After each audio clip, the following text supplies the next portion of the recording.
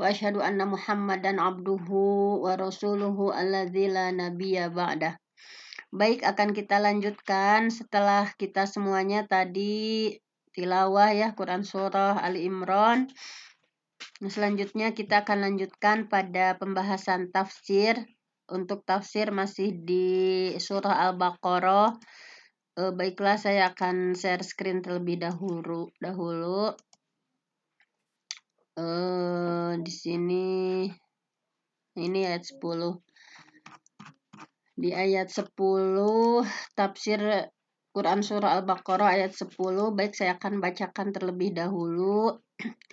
A'udzu billahi minasy syaithanir rajim. Fi qulubihim maradun fazadahumullahu marada walahum azabun alimun bima kanu yakdzibun. Fi qulubihim, pada hati-hati mereka, maradun, terdapat penyakit. Fazadahumullah, maka Allah menambahkan marado, penyakit kepada mereka ya, menambahkan penyakit kepada mereka. Walahum, dan bagi mereka, azabun alim, mendapatkan siksa yang pedih. Bima kanu yakzibun, sebab apa yang mereka dustakan. Setelah diterjemah, seperti biasa kita lihat dari tafsir Jalalain terlebih dahulu. Maksudnya apa gitu ya, bahwa maksud dari tafsir ini kita lihat dalam tafsir Jalalainnya. Fi qulubihim maradun, dalam hati mereka itu ada penyakit. Maksudnya apa penyakit di sini? Nah, penyakitnya itu adalah syakun. Jadi penyakitnya itu ragu-ragu gitu. Ragu-ragu terhadap Islam teh. Jadi Islam teh benar enggak bisa. Jadi dalam hatinya itu syakun, ada keragu-raguan, wanifakun, dan kemunafikan gitu. Jadi kemunafikan ya, jadi dalam lisan menyebutkan tapi hati nggak yakin gitu. Fahuwa yumridu qulubahum, dan hal itu yang menyebabkan sakit, hati mereka. Yaitu yudhaifuha. Nah, ini sehingga menyebabkan lemah gitu ya, hati mereka menjadi lemah. Fazadahumullahu marada, kemudian Allah zada, menambah hum, kepada mereka, marada gitu ya, penyakit. Maksudnya menambah di sini adalah bima anzalahu minal Qur'an. Jadi kan mereka udah sakit, oleh Allah ditambah lagi sakit dengan cara apa? Allah menurunkan Quran likufrihim bih, dan mereka mengkufurinya gitu. Mereka itu mengingkarinya gitu. Walahum azabun alim, dan bagi mereka siksa yang pedih. Bagi mereka siksa yang pedih, maksudnya adalah mu'allim. Mu'allim ini artinya adalah yang menyakitkan. Bima kanu yukazibun. Kalau di sini ya ada dua qiraah membaca itu, ada yang yakzibun. Kalau kita kan yang umum, yang masyhur itu bima kanu yakzibun.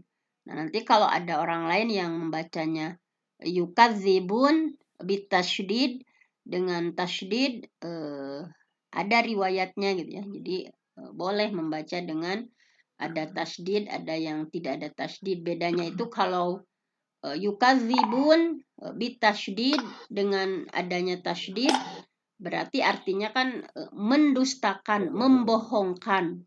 Ini jadi fi'il muta'addi gitu ya. Membohongkan siapa? Ai Nabi Allah. Jadi kalau yang membaca yukazibun, mereka itu membohongkan atau mendustakan siapa? Ai yaitu Nabi Allah, yaitu Nabi Allah. Wabit takhfif, ya, dan di sini bahwa disampaikan tadi boleh tasydid boleh enggak itu ya, wabit takhfif atau tidak tanpa tasydid, ai fi qaulihim amanna, yaitu dengan mengakui beriman padahal tidak beriman. Nah ini jadi diantaranya seperti itu. Kalau yakzibun ma yukazibun membohongkan, kalau yakzibun ma bohong gitu ya, karena mereka berbohong. Nah ini selanjutnya adalah ini terjemah dari yang tadi ya. Kita lihat seperti biasa ragam tafsirnya seperti apa. Misalnya pendapat Al-Baghawi. Kalau Al-Baghawi mengatakan dalam tafsirnya bahwa marad fi qulubihim marad itu penyakit yang dimaksud adalah sama ya, syak, keraguan-raguan, wanifak dan kemunafikan. Kemudian kata marad itu pada asalnya adalah lemah gitu ya. Pada asalnya adalah kelemahan.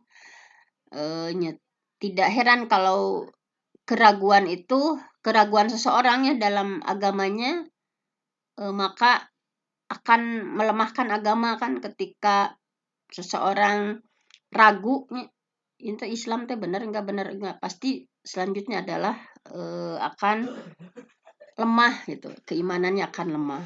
Jadi disebut marad karena dengan syak, dengan ragu-ragu itu pastinya akan nantinya melemahkan agamanya.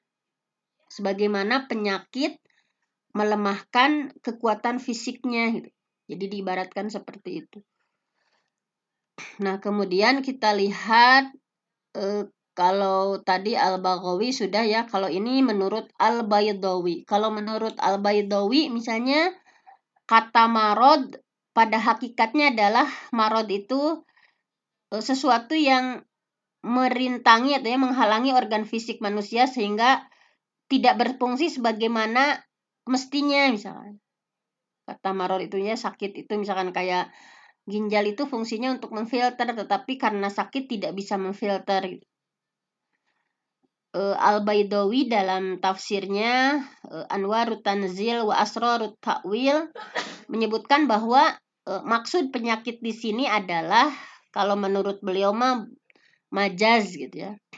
Majaz, jadi diserupakan gitu ya, bahwa bukan penyakit secara fisik tetapi penyakit moral yang marad di sana itu nantinya bisa mencederai kesempurnaan jiwa seperti penyakit bodoh gitu ya, penyakit buruknya akidah, penyakit dengki, penyakit dendam, senang maksiat. Nah, jadi penyakit di sini fi qulubihim maradun ini penyakit-penyakit moral atau penyakit secara mental ya. Seperti kebodohan, gak mau nyari ilmu, misalkan akidah yang tidak lurus, kemudian penuh kedengkian, dalam hati orang munafik itu penuh dendam. Kalau orang mukmin kalah itu mereka gembira gitu ya, dan senang bermaksiat. Nah semua ini marad tersebut ya, penyakit-penyakit itu yang bisa mencegah untuk meraih keutamaan atau bisa menghantarkan seseorang pada hilangnya kehidupan yang hakiki gitu, kehidupan yang sebenarnya. Nah, jadi ayat-ayat mulia ini intinya menguraikan tentang hatinya orang munafik, bahwa mereka sering merasakan sakit hati gitu ya, sakit yang terbakar atas yang tadinya akan berkuasa tetapi luput dari mereka.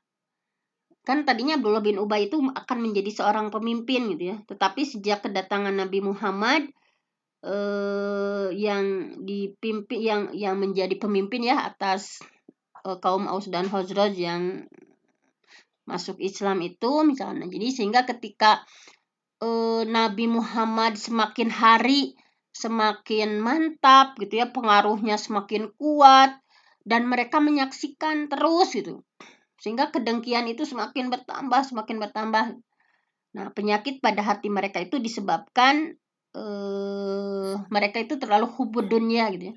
Terlalu cinta dunia sehingga lalai dari kehidupan akhirat.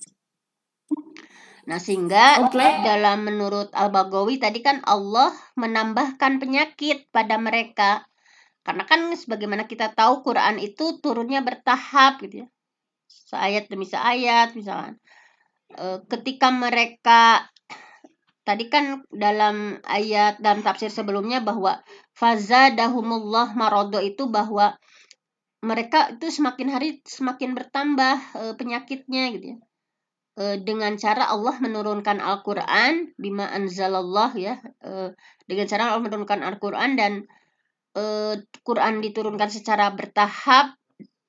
Nah, ketika mereka kufur mengingkari satu ayat, maka kekufuran dan kemunafikan mereka semakin bertambah, terus bertambah. Gitu.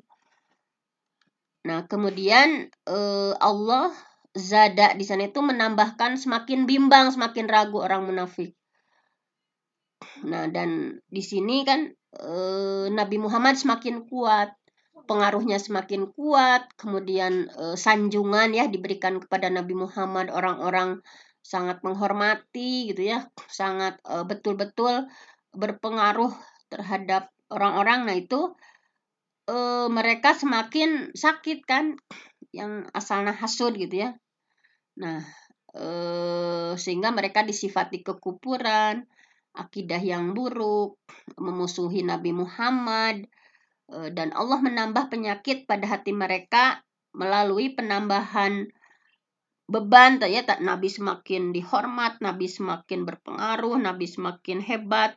Nah, itu hati mereka semakin bimbang. Kemudian wahyu juga terus-menerus turun gitu ya. Mereka kufur ayat ini, turun lagi, kufur lagi. Nah, seperti itu. Dan pertolongan Allah semakin berlipat ganda, umat Islam semakin kuat, semakin hari semakin kuat. Nah, sehingga tambah gitu ya penyakit dalam diri mereka. Nah, kemudian yang dimaksud penyakit kata Al-Baidawi bisa jadi adalah, nah di sini Al-Baidawi juga mencoba untuk memahami bahwa penyakit di sana itu bisa jadi adalah rasa takut gitu. Rasa takut dan penurunan semangat dalam hati mereka ketika melihat umat Islam semakin kuat, Allah semakin membantu ya, menguatkan barisan umat Islam dengan malaikat gitu ya. Dibuktikan dalam perang Badar gini ya, walaupun hanya 300 melawan 1000 tetapi menang gitu ya. Kemudian berikutnya gitu, umat Islam semakin bertambah apalagi dalam Futuh Mekah. Nah, itu Futuh Mekah itu di tahun ke-9 itu orang-orang munafik melemah gitu. Jadi ada fase-fasenya, orang munafik itu ada fase lemah, kemudian ada fase kuat ya. Ada fase kuat, kemudian ketika Futuh Mekah itu intinya kunci rumusnya itu ketika umat Islam kuat, munafik lemah. Tetapi ketika umat Islam lemah, munafik menguat. Sama kan kita juga di periode sekarang gitu ya. Ketika umat Islam lemah, orang-orang munafik semakin kuat. Tetapi kalau kita umat Islam kuat, maka orang munafik semakin lemah. Nah, jadi Allah memberikan rasa takut ya dalam hati mereka dan semakin menambahkan kelemahan bahwa Nabi mah ditolong gitu ya. Bagaimana mengatasi para musuh, bagaimana wilayah kekuasaan Islam semakin luas, bahkan ekspansinya semakin kemana gitu ya. Nah, seperti itu. Kemudian walahum azabun alim, mereka akan menerima siksa yang sangat pedih, yang sakitnya menembus ke ulu hatinya karena mengingkari ya kepada Allah dan Rasulnya secara sir. Nah, menurut Al-Baghawi kata dusta ini artinya adalah sebuah kabar tentang sesuatu yang berbeda dari sebenarnya. Dusta atau bohong diharamkan karena menjadi alasan di sini ya keharusan mendapatkan siksa sebagai konsekuensi dari hukumannya. Adapun dusta pada riwayat hadis tentang Nabi Ibrahim yang melakukan 3 dusta, ini adalah maknanya ta'rid atau sindiran.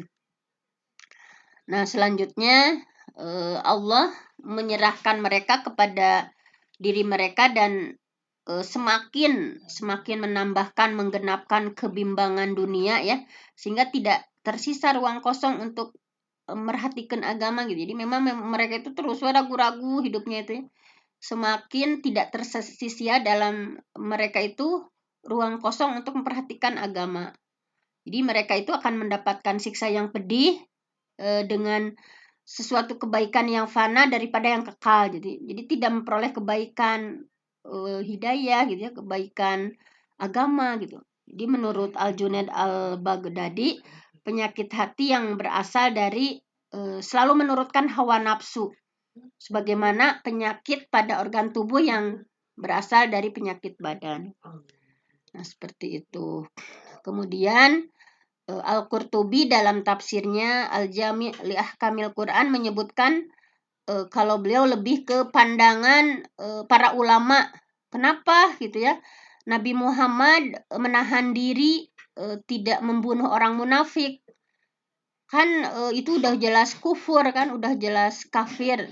Tapi kenapa Nabi Muhammad tidak membunuh orang-orang munafik, itu tidak dibunuh oleh Nabi? Nah, dalam Al-Qurtubi beliau menyebutkan bahwa alasan pertama ya, pandangan pertama ini kan banyak pendapat. Rasulullah itu tidak membunuh orang kafir munafik itu karena hanya Rasul sendiri yang tahu kondisi mereka gitu. Yang kan dalam Al-Qur'an itu hanya tanda-tandanya saja, tetapi di sini hanya Rasul saja gitu yang tahu. Oh, ini teh orang munafik, ini teh mukmin sejati misalkan, hanya Rasul saja yang tahu. Nah, sementara kalau hanya Rasul yang tahu bahwa kan tidak boleh untuk menghakimi dengan tidak diketahui orang lain misalkan. Jadi hanya menghakimi diri sendiri misalnya, tidak ada diketahui orang lain, kan itu nggak boleh. Nah, jadi diantepkan aku Nabi tidak dibunuh gitu. Ini pendapat satu orang gitu ya, pendapat beberapa kelompok yang menyebutkan bahwa kenapa Nabi nggak membunuh orang kafir gitu. Padahal kan kalau yang lain dibunuh gitu ya, kalau yang kufur mah gitu. Tapi sengaja diantepkan gitunya karena alasannya diantaranya ini. Kemudian kalau pendapat kedua mah bahwa pendapat sebagian murid Imam Syafi'i bahwa Rasulullah itu tidak membunuh mereka karena kelompok zindik. Jadi zindik itu kan yang menyembunyikan kekufuran gitu ya. Ke orang iman menyebutkan iman, tetapi dalam hatinya kufur. Nah, menurut sebagian murid Imam Syafi'i, untuk orang-orang seperti ini, kelompok zindik yang menyembunyikan kekufuran gitu ya, dan tetap menyebutkan iman, itu cukup dimintakan tobat dan tidak dibunuh. Tetapi pandangan seperti ini dibantah oleh sebagian ulama karena Rasul pun tidak melakukannya. Ini kan dalam tafsir ragam pendapat ya. Kemudian ketiga, Rasulullah tidak membunuh mereka orang kafir munafik karena untuk kemaslahatan dan untuk melunakkan hati mereka, kan mereka itu mu'alaf ya, masuk Islam, jadi agar mereka tidak menjauh gitu. Jadi suganwe, hal ini ditunjukkan oleh sabda Rasul kepada ini yang berpendapat bahwa kenapa sih Rasul tidak membunuh orang munafik itu karena untuk kemaslahatan gitu ya. Ini ada hadisnya bahwa ketika ditanya oleh oleh Umar bin Khattab ya, kan menegur. Kan waktu Abdullah bin Ubay bin Salul ya meninggal, yang munafiknya Abdullah bin Ubay bin Salul itu udah disaksikan oleh Zaid bin Arqam. Pernah ceritakan saya kemarin itu bagaimana betul bahwa Abdullah bin Ubay bin Salul itu betul-betul munafik, dan ketika meninggal apa yang dilakukan Nabi? Nabi ikut menyolatkan, bahkan Nabi menyaksikan penguburannya gitu. Sama seperti yang beliau lakukan terhadap umat muslim lainnya, jadi diperlakukan sama gitu pada orang munafik ini.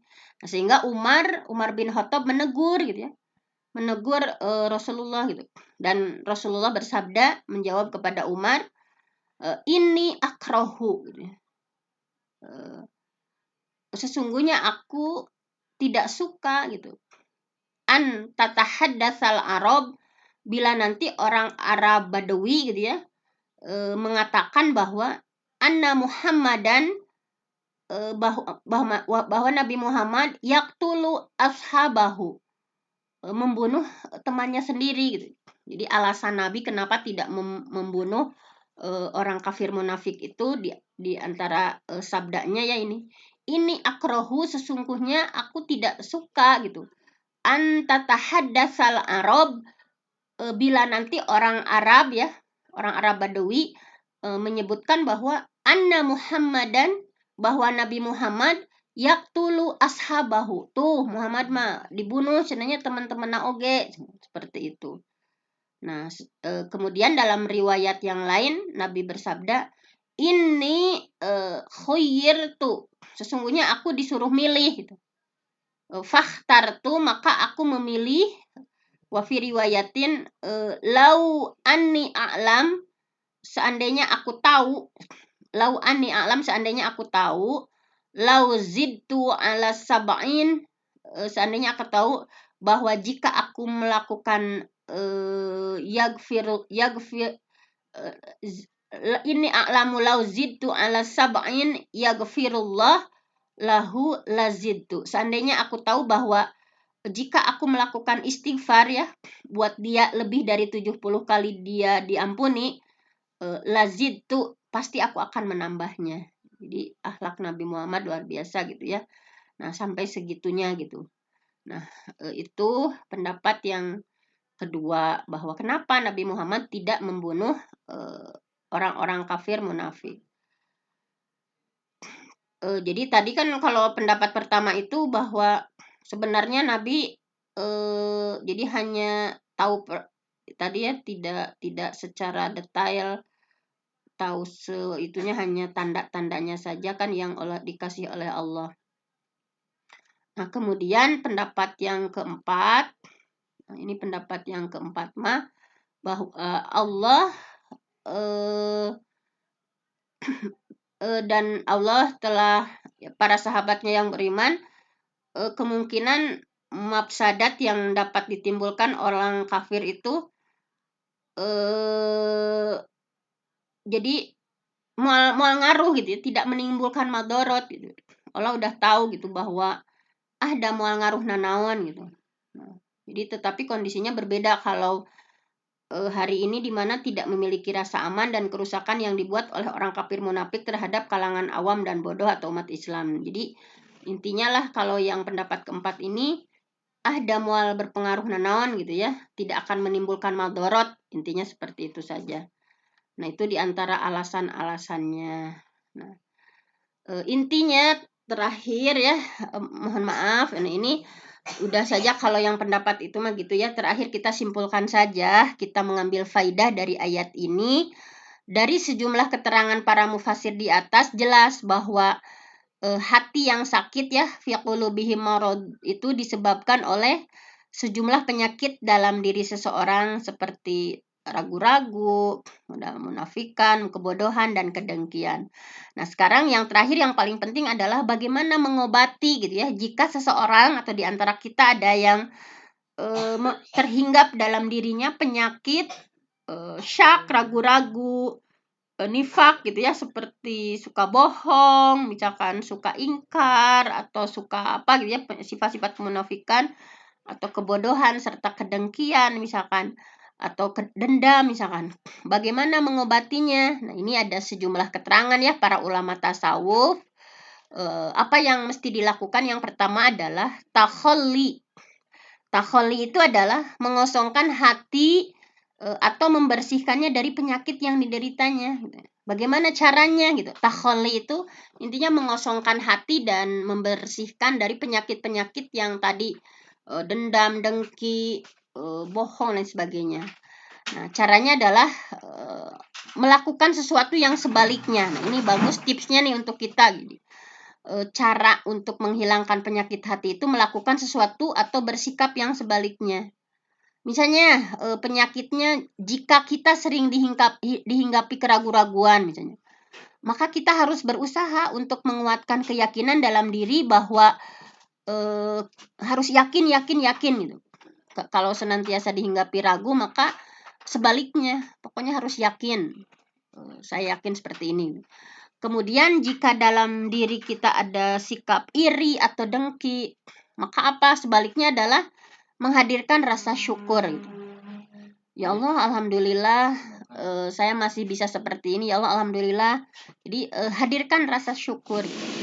Dan jika penyakitnya berupa dendam, maka sebaliknya adalah sering memaafkan orang lain, membuka pintu hati dan memaafkan orang lain. Pokoknya intinya mas sebaliknya. Kalau ragu harus banyak diyakinkan dalam diri.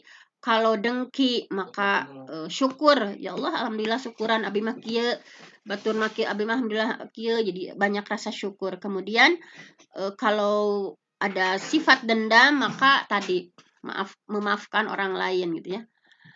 Jika misalkan ada penyakit dalam dirinya itu sombong, takabur, maka hadirkan sikap rendah hati, tawadu gitu ya. Kemudian kalau dalam diri kita masih bakhil gitu ya, tidak mau berbagi, maka lakukan sebaliknya, berusaha memberi pada orang lain. Nah, jadi intinya menurut para ulama tasawuf, ketika kita ingin takhalli ya, mengosongkan dari yang buruk-buruk, lakukan sebaliknya intinya gitu. Kalau kita misalkan dengki nih sama orang itu, ya Allah si itu meni karina teh bagus nah kita sebaliknya saja, ya Allah alhamdulillah gitu ya. Kita juga jadi rasa syukur gitu yang ditumbuhkan gitu. Nah, jadi sebaliknya gitu ya. Nah, jadi inilah cara mengobati penyakit hati menurut para ulama dengan cara melakukan sesuatu yang sebaliknya dari sikap yang membuat hati sakit.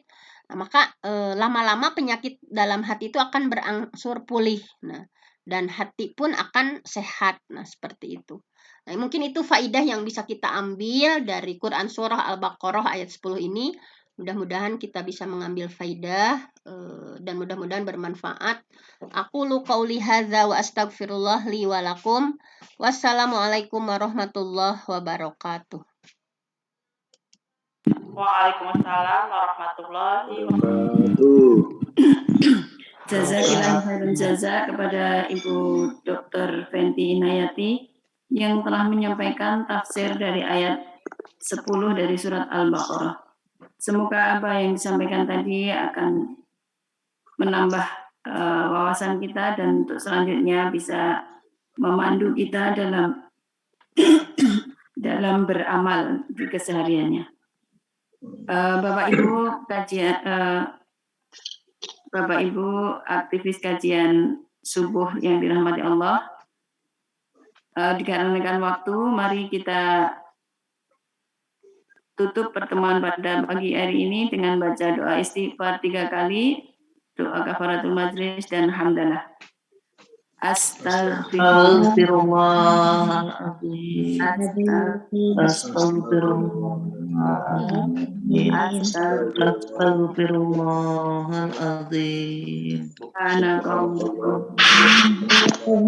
Bihamdika asyhadu an la Alhamdulillahirrahmanirrahim. Sebagai pembawa acara mungkin banyak salah dan khilafnya, mohon dimaafkan. Saya serahkan kepada Bunda Yeti untuk selanjutnya. Saya akhiri. Astaghfirullah li wa lakum. Wassalamualaikum warahmatullahi wabarakatuh. Waalaikumsalam warahmatullahi wabarakatuh. Syukron jazakillah khairan kasiro Bunda Juhro yang telah memandu acara ngaji online subuh dan menutup acara ini dengan doa. Syukron jazakumullah khairan kasiro Bunda Hajah Nunung juga yang telah memimpin tadarus bacaan Al-Quran. Terima kasih juga kepada Bunda Penti yang telah menyampaikan tafsir surat Al-Baqarah ayat berapa tadi? 10 ya. Dan terima kasih juga pada semua yang telah berkenan hadir di Zoom ini. Semoga Allah membalasnya dengan pahala dan kebaikan. Amin. Amin ya Semoga Allah menerima amalan kita semua. Saya selaku host mohon maaf atas segala kekurangan dan kehilapan. Semoga Allah mengampuni kesalahan kita semua. Amin. Hidayah. Wassalamualaikum warahmatullahi wabarakatuh. Waalaikumsalam warahmatullahi wabarakatuh. Mungkin di sini